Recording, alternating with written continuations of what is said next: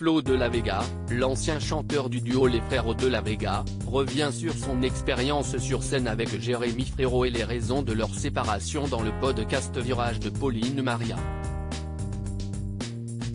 Connus sous le nom des Frères de la Vega, Jérémy Frérot et Florian de la Vega ont été un duo incontournable de la scène musicale française après leur passage dans la 3e saison de The Voice dont ils ont été éliminés en quart de finale.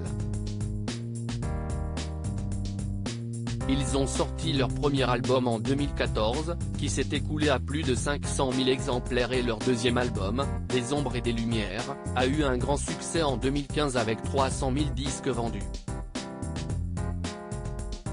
Cependant, le duo s'est séparé à la surprise de leurs fans en 2017 à la volonté de Florian de la Vega qui revient aujourd'hui sur les raisons qui l'ont poussé à arrêter sa carrière dans le podcast Virage de Pauline Maria.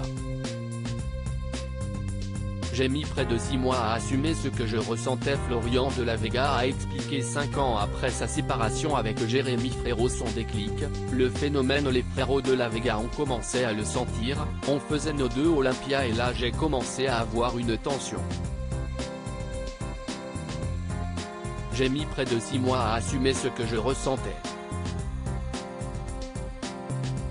L'ex-chanteur a pendant longtemps tenté de refouler ce qu'il ressentait, je sentais quelque chose en moi, je sentais un mal-être, quelque chose qui me tiraillait sauf que je le balayais. Je n'avais pas de relation avec moi à ce moment-là comme j'ai aujourd'hui.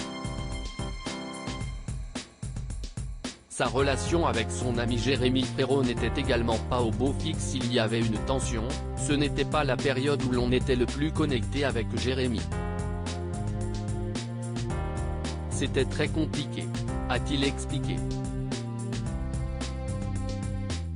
Si leur relation a connu des périodes difficiles, Jérémy Frérot a déclaré qu'ils étaient encore très proches aujourd'hui malgré leurs chemins très différents. Une annonce qui n'a pas fait l'unanimité le jour où je lui ai dit Jérémy, je pense qu'on va arrêter, je veux plus en fait, j'ai besoin d'arrêter, il y a eu une douleur je pense qui était évidente pour lui.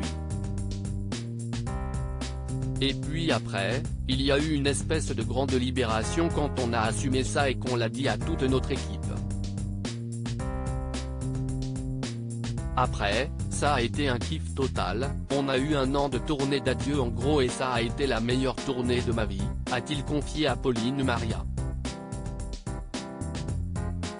Et si leur équipe a été compréhensive, la réaction de sa famille n'a pas été aussi positive. La famille, ce sont les premiers à avoir été déçus parce qu'ils vivaient une histoire de fou eux aussi.